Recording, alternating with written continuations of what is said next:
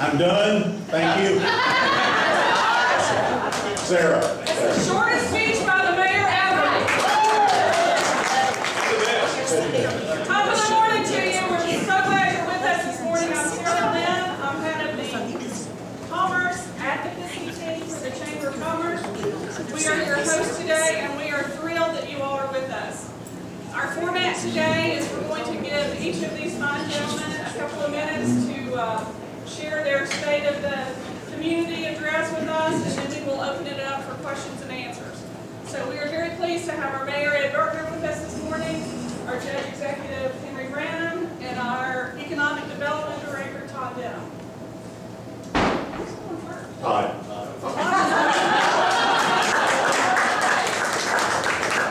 Thanks, Sarah. Thanks to the Chamber for putting this together, and thank you guys for coming out. I'm glad to say I'm not the only one that did anything to get out of work, so that's good. I'm not alone. The Industrial Authority's primary role and responsibility is to work with existing industry to help them grow and create jobs, assist them in any way possible, and to recruit new business in industry. That's our number one goal. It's all about jobs. And these two folks that you'll hear from after me, same thing. As the jobs go, so goes the community. So we're always working. We've been working since about 1957 to try to accomplish that goal, and I think we've got a pretty good track record. This is not something we do alone. It's not something that I do. It's something that we work on together as a community. And everybody in this room, as far as I'm concerned, is an economic development person because you're educating our young people, you're helping them with their finances, you're representing them from an attorney standpoint, like Mr. Roth there. Everything that you do in this community makes our community better, makes it more attractive to prospective industry, and keeps industry growing and keeping settled. I've been here about 10 years, and economic development is kind of like investing in the stock market. You don't want to just look at one individual year. You look at it over a period of time. You're going to have ups and downs and peaks and valleys. But over a cumulative time period, you can look and start to see just exactly what is going on and what you have accomplished over the time. So having been here 10 years, I went back and divided this into 2 5-year periods. We're going to start from January of 05 and go to January 10. Start with January 10 real quick. January 2010, our unemployment rate was almost 13%, 12.9%. January 2015, I'm glad to say their unemployment rate is now down to 5.9%. So that's awesome. That's not to say that the Industrial Authority is responsible for all that decrease, but it's been a major contributor to that through working with our existing industry and the new industry. So I can't see my glasses on or off. If you look at new industry locations from 2005 to 2010, we saw 9 new companies located in the community. 282 new jobs were created with an average wage of approximately $15 an hour. 64 million in new investment and over 10.3 million in new annual payroll. So that was from our new industry that located here. Existing industry, during the same time frame, we had 14 existing industry investments and expansions. 152 new jobs were created. $22.50 per hour wage that were created with those jobs. $38 million in new investment and approximately $7 million in new annual payroll. So if you combine those numbers between our new and existing industry, 21 new projects, 434 new jobs, 18.75 per hour average wage, $102 million in new investment, and $17.3 million in new annual payroll. Now, keep in mind, we also had the worst recession that we've seen. Well, I haven't seen since the Great Depression. I wasn't around then, but since the Great Depression, we've had the worst recession that we've experienced, not just in Winchester, but everywhere. So, if you look at, and this is a number a lot of people don't like to talk about in my position, but we actually had a net loss of jobs during that time frame. So you heard all the stuff that we just did. We actually had a net loss of 366 jobs. We lost about 800 manufacturing jobs in this community. AGC, Advanced Hydraulics, TI Automotive, GCOM, all left this community. Wintech went from 550 jobs down to 50. So we report the good with the bad, or bad with the good. But think how much worse it would have been had the community not been working together to help our existing industry grow and expand and to recruit an industry. So thank goodness we were successful and kind of limited, had a little buffer there what the recession did to us. Also, you have to go back, I mentioned our unemployment rate is 5.9% in January. You have to go back 8 years for a time frame from July through November of 2007. We had 5 consecutive months of unemployment ranging from 4.1 to 4.8%. So we were really rocking and rolling here in that time frame. And things really took a nosedive here for a couple of years. So how did we recover? So from 2011 to 2014, let's look at that time frame. During that time frame, we had 8 new companies located to the community. 1,180 new jobs were created for a $15.50 per hour average wage, $65.5 million in new investment, and $36 million in new annual payroll from new industries that located in our community. Now, our existing industry had a really good go at it during that time frame. 7 existing industries invested or expanded in the community. 360 new jobs were created, $14.50 per hour average wage, $99 million in new investment, and $11.3 million in new annual payroll. So you can kind of see it's easier to keep an industry here than it is to get a new one. So the more we do as a community to keep those existing industry here, making them successful, it's much better to do that and maintain easier than it is to get new companies. But we've been successful. So we had 15 new expanding projects during that time frame, 1,540 new jobs, $15 per hour average wage, $164.5 million in new investment, and $47.3 million in new annual payroll for that 5-year period. So that was a great way to recover. We've been successful in trying to keep that momentum going. We're working on new projects today as we speak. There's still expansions occurring. One that I can't really talk about right now, but it'll be significant. So we see good things coming on the horizon. So from that time frame, from 2011 to 2013, Clark County created the 3rd most number of new industrial jobs in the region, only behind Fayette and Scott County. That's pretty impressive. I was very pleased when I was comparing this to some other communities. We did 10 counties comparison. We were 3rd on that list. So over the past 10 years, we've had 17 new industries, 21 expansions or investments, nearly 2,000 new jobs, another 600 full-time, part-time positions have been created through Amazon and other industry here in town. $17 an hour average wage, and that doesn't include benefits, that's wage. $266.5 million in new investment, $64.6 million in new annual payroll, a 23% increase in per capita income, going from $29,982 to $36,842, and we're currently ranked 18th in the state of Kentucky, 18th per capita income for counties in Kentucky, and a 14% increase in median household from $39,632 to $45,000. So all in all, where we are today, I feel like we're a much better place than we were a few short years ago. I can't stress enough that healthcare, education, parks and rec, Project 1107, downtown development, infrastructure, water and sewer, roads, all those things. I just can't stress enough that those types of things in our community are going to make us successful, continue to be successful.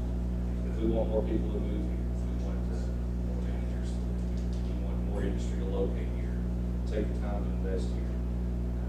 I think we've done a very good job of making those investments, and I'm going to be quiet, kind of segue over to the mayor and the judge, because what those two entities do every day with the city commission and this report makes our job a lot easier. So with that, I'll turn it over to Judge Brandon.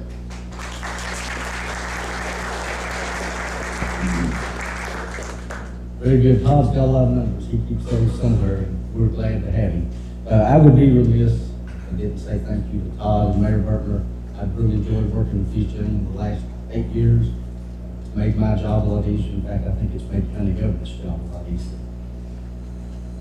I appreciate you being here this morning. This crowd just shows how much the community cares about what goes on in our community. We don't talk a lot about city and county government. You'll hear a little bit today, but we talk about community.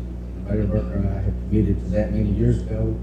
But one thing that I would like you to take away from here today is that we need to perform at the highest level we can to provide what our community and citizens expect from us. And I know that's a very general statement. And you will find differing opinions on how to accomplish that, the services we provide, and then even those folks that agree on the services with the level of those services, or how to provide them, or how to accomplish the task we have at hand. So one thing that I've found in our community is that folks are willing to have conversation, and they're willing to look and be open-minded. We've got a fiscal court member here today. There's a former fiscal court member. I saw Joe Ellen. And the first thing I'll speak of is county finance. And as many of you know, over the past 11 years, Clark County government has had a tremendous challenge. Clark County government has undergone a great restructuring in its administration process and even its legislative process to produce the services we need to produce to this community. And in this, I've worked a lot with Mayor Bertner and Todd, as they understand. Different types of things have affected Clark County government and the changes that we've had to make, such as state policy, in particular in regard to county jails. And I figured I needed to mention jails because they've been in the news for many years now. There are county judge executives that served before me, and they say they've been fighting the battle in county jails for many years. Policy changed tremendously in the early 2000s and produced a great burden on Clark County government.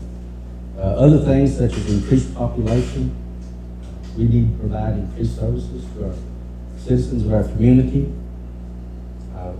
Economic development, Todd spoke of some of those things, that we've had some challenges in economic development. There's a lot of competition out there, but we've been able to do some good things in this community. I'll speak of our county revenues. They're pretty much flat compared to this time last year. They were down like 0.1%, which is not a lot in our $11 million budget. And local tax revenues accounted for about 77% of the total revenue that we collected through February of this year, which is about $4.8 million. So you can see that we depend a lot on the local folks of this community, and that would be residential and business operations. Our expenses are down about 5% over last year, which we're glad of that, because that helps us to be able to protect the reserve and build a strong county government for operations and the services we need to provide. Our county road department serves about 200 miles of streets and roads, and they are funded entirely by fuel tax. We do not put any local dollars in our road fund at all. And that's very important, because I think that our road department does a good job providing services, and they were very taxed, which the city crews and state crews were as well in these snow events we had this year. Our jail, I know our jailer, Frank Dole, is here, and I'm not speaking out of school because I'll have to answer to him later. I spoke of the challenge with the jail, and we have a deficit in operations, revenue, and that occurred with state policy many years ago. But I will say that Frank is working on some things. We've been in contact continually since he took office, and he has some good ideas on how we can turn that around, and I appreciate that. Reserve, Clark County has increased the balance for reserve of about 15% in the last 5 years, and that's tremendous if you look back at what we had to deal with 11 years ago. Had to make some notes here. We've had some positive things happen with regard to county government. We still have some challenges, and we want to meet those challenges, and I believe the fiscal court is ready to rise to meet those challenges. Clark County government, like all local governments, needs adequate revenue to provide the services that our community expect or demand. And there are services out there that we have to provide, and there are services out there that our community chooses to provide. I want to speak real quick about community infrastructure. And when I say infrastructure, we immediately talk about or think about roads, streets, bridges, waterways, and things of that nature, water, sewer, utilities, solid waste collection. But one thing that we've agreed upon in city and county government, that our infrastructure also includes quality of life issues. Parks and recreation, planning and zoning, economic development, tourism, education. I know Dr. Kudak is here this morning. Mayor Burton and I meet with him monthly. And we have a conversation because we interact in our jobs. After high school opportunities, we have our DCTC campus here. We have the Area Technology Center that's producing out in the high school. So education is very important to this community. Arts and cultural opportunities. Heritage, both interpretation and preservation. I saw Debbie Barnes here, she's with the Heritage Commission. Other modes of transportation, we've had tremendous discussions here of late as far as pedestrian, cycling, and different opportunities that we can provide the community that might improve health and wellness, which will eventually save everyone money. Extension services, agricultural. Clark County is still very much an agricultural county, and I'm thankful for our extension service. I think they have done an extraordinary effort, and I wanted to mention them this morning on reaching out to the community. We have many, many partners, private and public, and we reach out, and the chamber helps provide an avenue for that. And I want to give the chamber a plug this morning, because a good, active chamber makes local government's job a lot easier. Thank you very much for being here this morning.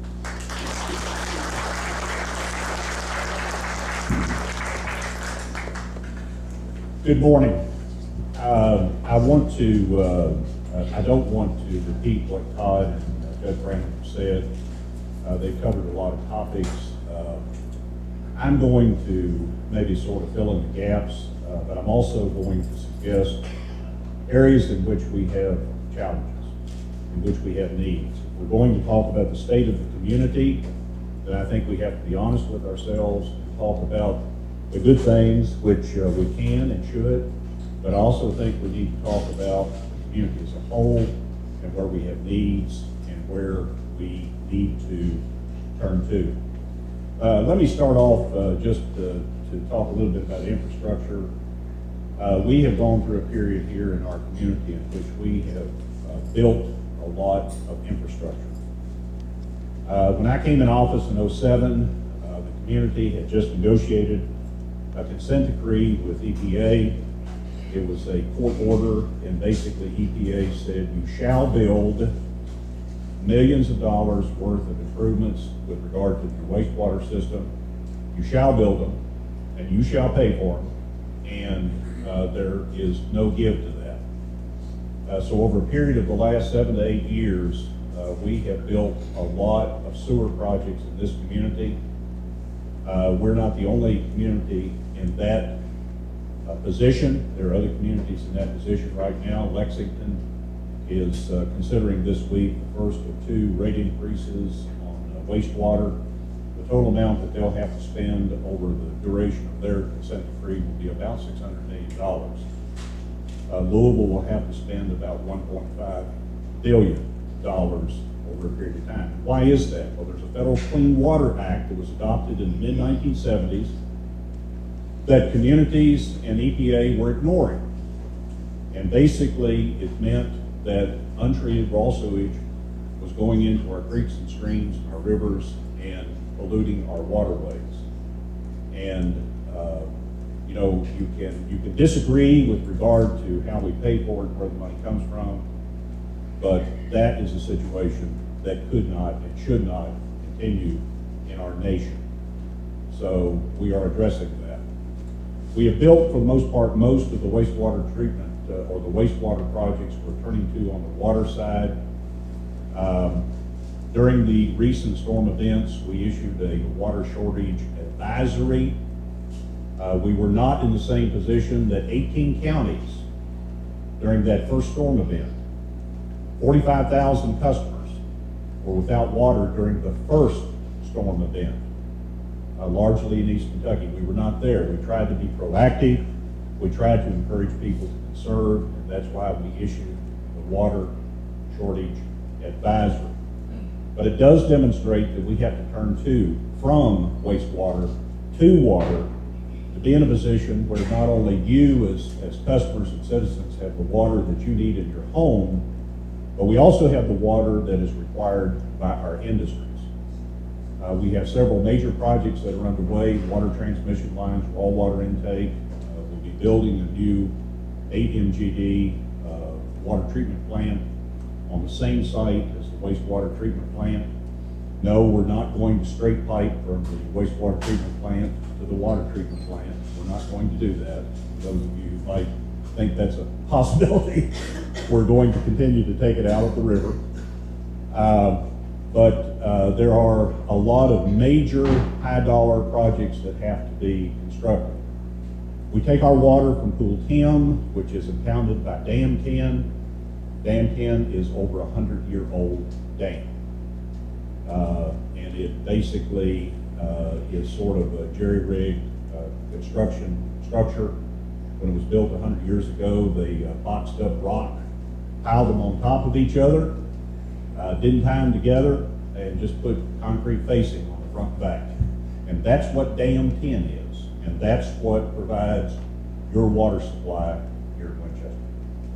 So, infrastructure is extremely important. But not only with regard to wastewater and water, we've built a lot of road and bridge projects. The 94 and the 96 interchanges have been completely rebuilt. The Kidville intersection has been built. The Veterans Memorial Parkway, which I'm very proud of the community that chose to name that new road Veterans Memorial Parkway, has been half built. We have a commitment from the state to build it all the way around to Kentucky 627. We have the Lexington Road project that is going to be a difficult project this year. It's a state project, and they believe and they feel and they felt and they decided that they were going to rebuild the road because it has tremendous maintenance issues. And we have a couple of projects that we did. One, the Depot Street area was rebuilt, but we also have a couple of storm sewer projects that we're doing. One in the South Macon Street area that's been promised to the residents in that area for 20 plus years, which is a combination storm sewer and a wastewater project at WU, and also a stormwater project in the North Winchester area. One of the things that's true about local government, and you hear this expression, you may not understand what it is, unfunded mandates. When it comes to unfunded mandates, basically it's some level of a government above you which comes up with a great idea and tells you that you shall do it, and then tells you you're going to pay for it. The two biggest areas are in the area of wastewater and stormwater, but city and county government all the time are confronted with unfunded mandates, and it is something that we have to contend with. Todd did a great job talking about job creation. I want to shift the discussion to worker development. There are businesses and industries in the industrial park that are hiring. They want workers. They're looking for workers. 35 to 40% of all the jobs held by our industrial workforce in Clark County are held by individuals outside of Clark County, from Bath, Powell, Estill, Montgomery, Wolf. And we are regional in nature when it comes to recruiting the workforce. But we have to turn our focus, not turn our focus, we have to focus more on being able to have the workers that we need that are trainable, reliable, can pass a drug test, will show up for work, and that's where we have to really partner, and we're trying to do that with the Board of Education, with BCTC, and the Regional Workforce Investment Board, and all of these agencies that have dollars in hand to train people, but also our school system, to make sure that our schools are working in the direction of providing workers for the jobs that we have. During this past year, I served as the chief local elected official for workforce matters in the 17 county region.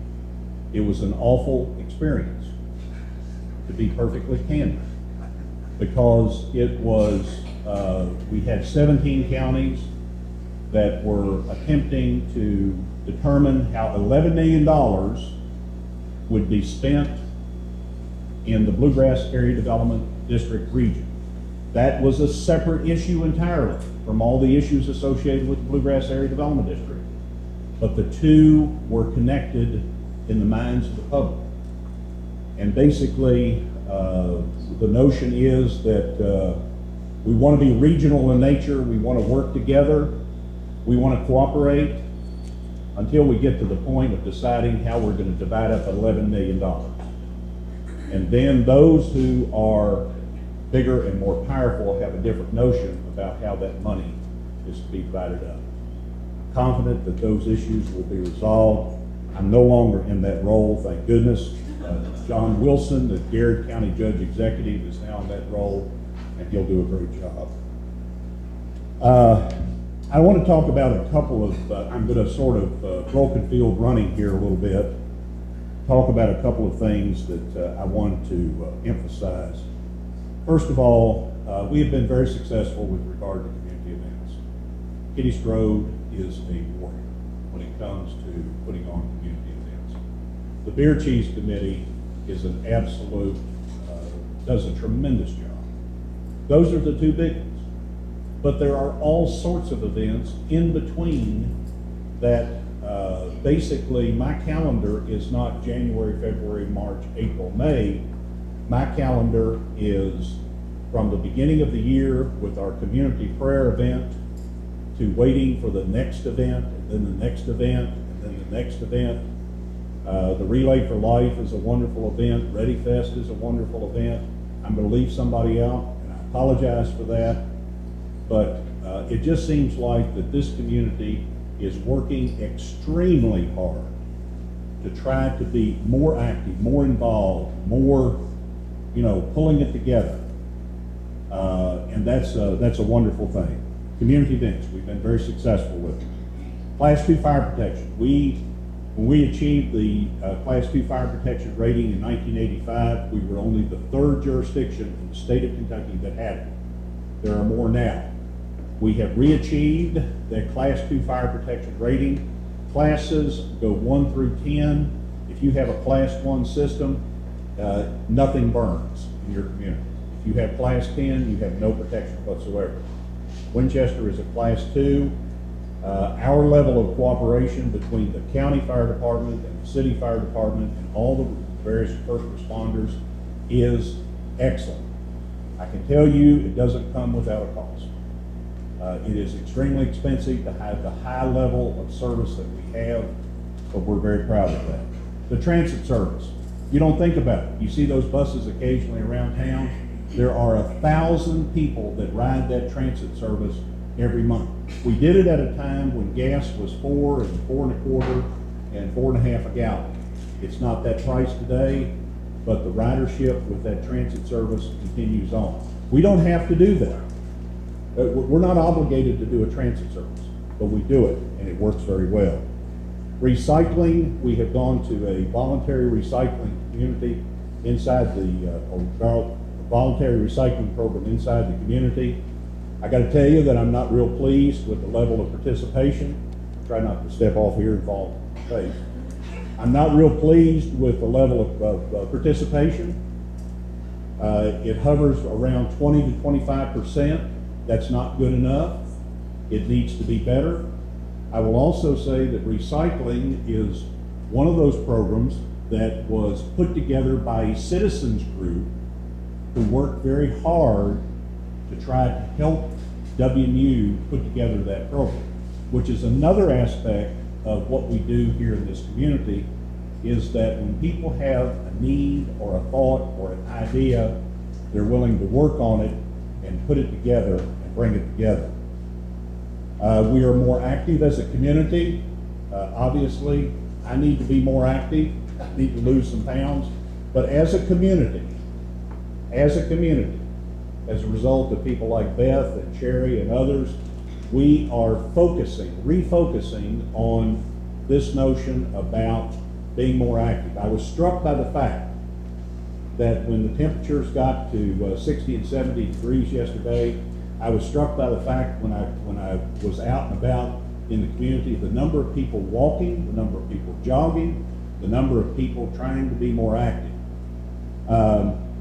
The community has worked very hard with regard to traveling trails, the health and wellness center, a whole bunch of stuff. We're trying to put together perhaps a trails activity and endeavor.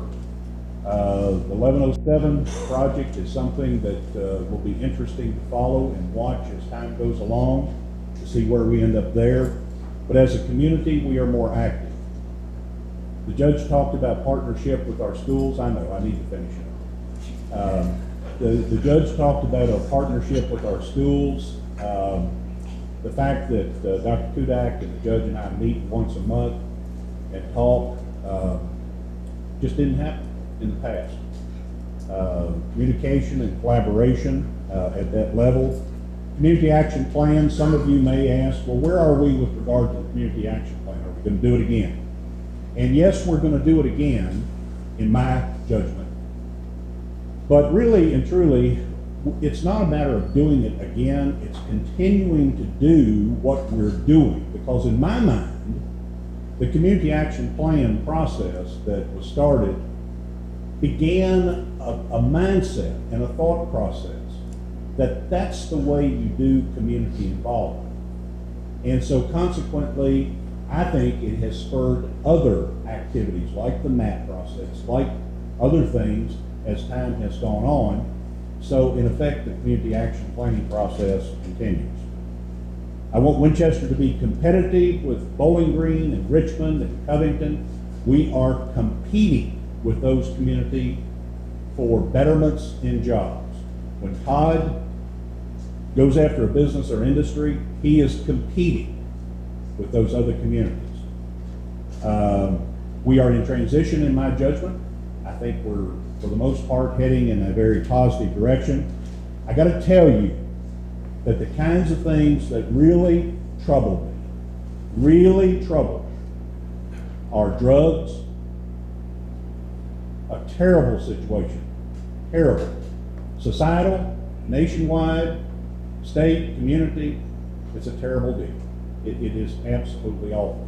I would hope and I pray that the General Assembly comes up with a heroin bill, but I got to tell you, when I went down, they asked me to come down and testify on that bill, and I did. And when I told them, I said, you know, we've gone through the thing where we've addressed pill mills, we've addressed meth. I pray that you will address heroin. Now, what's the next drug that's going to pop up? And there will be one that pops up. We need to have a mechanism in place in which we are proactive instead of reactive.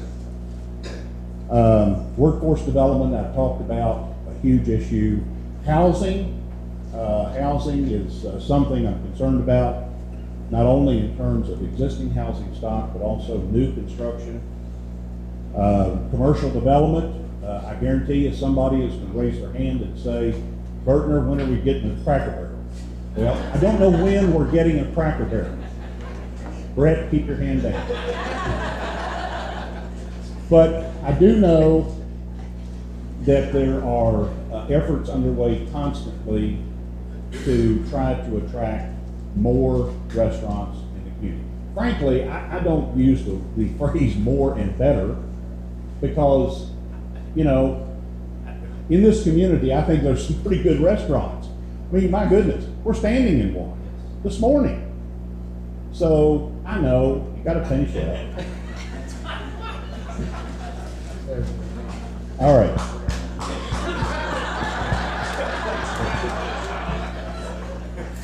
Broad strokes, broad goals. We need to continue excellent public services. We need to be financially strong. We are not the federal government. We are not the federal government.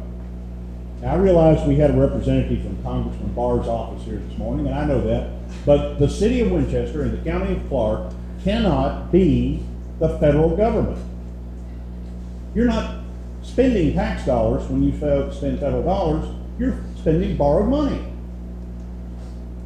We can't do that. We're not allowed to do that. We have to be financially strong. There has to be continued cooperation and collaboration. We have to be competitive with other communities, and we have to be willing to address unfunded mandates. Thank you very much. I appreciate this. Is a great venue and a great thing that the Chamber's done. Questions? Yes, sir.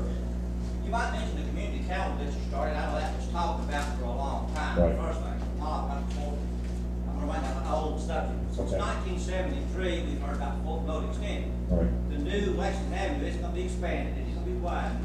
Right. So we're going to have the same old thing. At any point in the future, can we have expect to see Fulton Road, or we won't give up on that? No, we're not giving up on it. We've got money in place that we're continuing to build it a piece at a time. Can you repeat the question for those people? Okay. Robert's question was twofold. One, community calendar, and you'll regret having asked that question. No, but the other one is Fulton Road Extended. Fulton Road Extended is a parallel roadway that picks up basically, we've come as far as the health department, back of the health department, and it carries west and ties into Fulton Road on West and Winchester. We have built bits and pieces of it in part. We continue to do that. We're in the process of going through right-of-way acquisition. We have money set aside for that. We're going to continue to. We haven't done it as quickly as we would like, but no, we're not going to put that one on the shelf. Community calendar. I complimented our publisher with the Winchester Sun here this morning. I think the Winchester Sun has made a concerted effort to improve the way in which we communicate one with another concerning community events. I think every organization that is represented here, in my judgment, needs to do a better job of communicating with the public about community events. I can't tell you the number of times that I go to a public event and then 2 days later somebody will say, "Did you know about thus and so?" It just astounds me that we have so much difficulty really in communicating about public events and public meetings and that sort of thing. I think it would be good if we had a single community calendar for the community as a whole. It would require some collaboration and cooperation, but it is something that it's a frustrating thing that we still cannot get to the point of doing a better job with regard to communication. And in this day and time of social media and all that other stuff, which I don't do, I admit I don't do it, it just seems like it ought to be an easy thing to do. Other questions for Todd? Yes, Ed? This question is for all three. Okay. As I look around the room, I see so many people that have young people. Yes. Young people. My question to you three is, what do you see 20 years from now? Because I think I've heard you all say good things, and I've heard you talk about social media, and you do a great job of handling things on a day-to-day basis. But what about 20 years from now? What's the future for? Well, the challenge, let me just say that the challenge for me is working in the present and planning for the future. That's a difficult thing to do. I got to tell you that I'm at an age, as many of us are, that I have grandchildren. And I'm not anymore so much concerned about myself or my children, but I truly worry about the future as far as my grandchildren are concerned. I worry about what happens at all levels of government. I worry about what happens societally.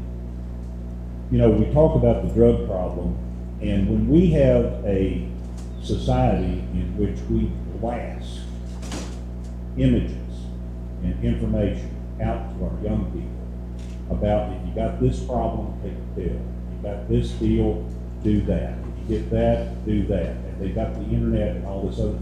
Ed, I don't know. I really and truly don't know. I think what we have to do as a community is we have to bear down as hard as we can with regard to our schools and with regard to the societal infrastructure as a whole. I think churches have a large part to play in this. I think scout groups have a large part to play in this. I think all of those organizations that impact young people really need to step up in a major way and shoulder a portion of the burden. Because I'm a firm believer that not every solution to every problem, first of all, there's not a solution to every problem. Okay, and I tell that when I go into schools, and I'm in schools pretty much every week. I got kids that ask questions. I say, you know, and I leave them with two thoughts. I say, not every problem has a solution. Maybe the solution is time and patience, okay? But I'll guarantee you, not every problem has a solution from the government. You know, it comes down to family, church, and all those connectional links that come to bear on what's going on. I think, for my part, we need to really keep the pedal down as far as education is concerned. We need to deal with this drug problem as best we can. We all need to be role models. We all need to be role models, you know, for our children and our grandchildren. And we as grandparents need to be talking to our grandchildren about being good citizens and being an important part of the community. I don't think we do as much of that as we ought to.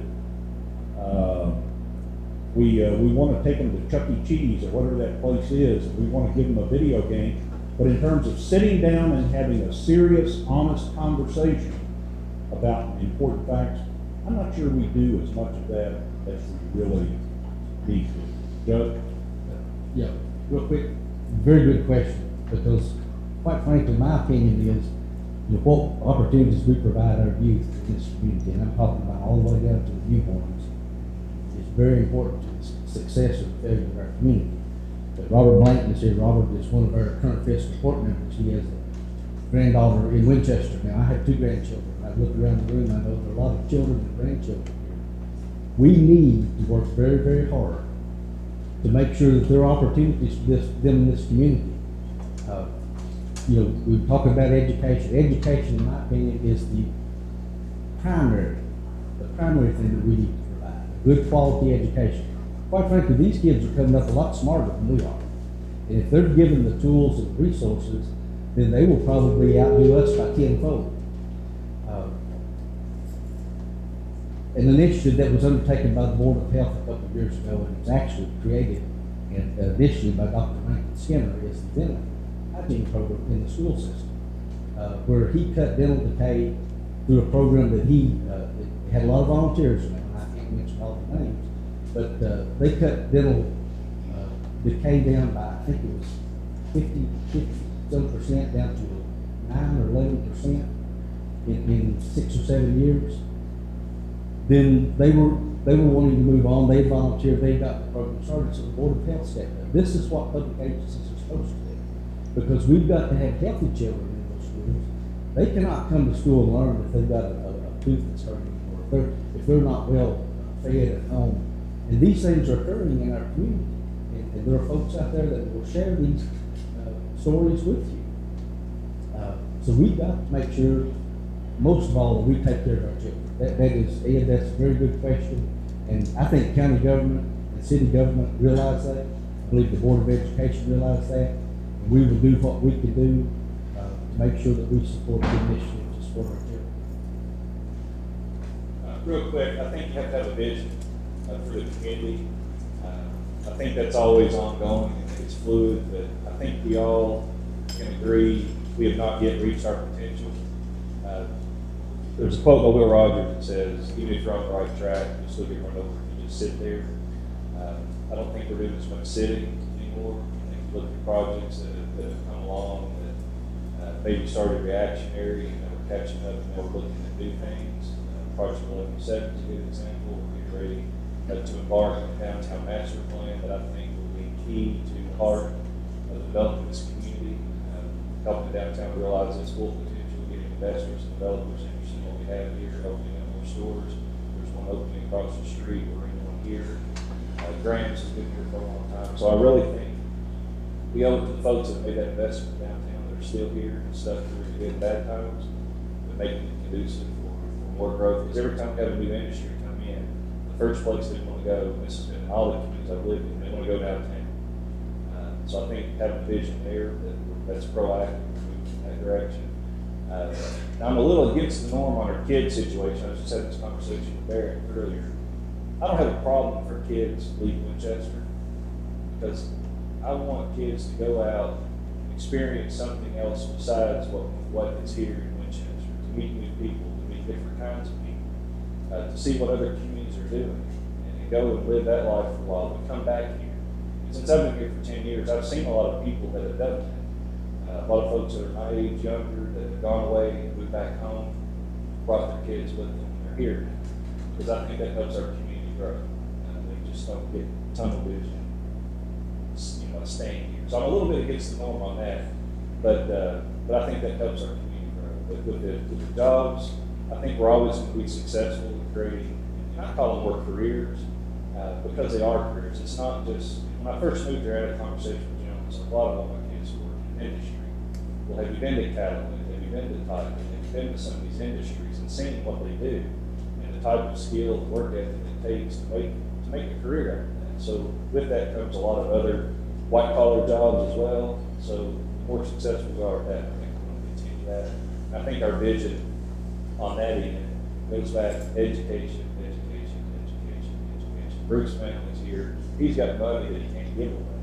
For kids to go to BCTC, you pretty much get your college experience paid for at least the first couple of years, if not more. And they can't give money away. So there's dollars here. We have a community technical college here. That education will really help not just the young people. We need to encourage young people, also our adults. Our GED, getting adults their GEDs and moving forward in that area. So that, to me, we're on the right track. We got all that out of the way. We move forward in high school and all that. So let's get that settled down and move forward and keep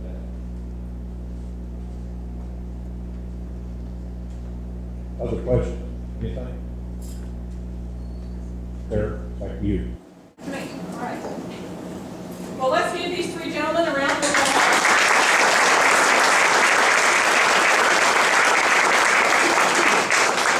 We are very fortunate in this community that these three gentlemen do work very close hand in hand, and I think that's a blessing for us.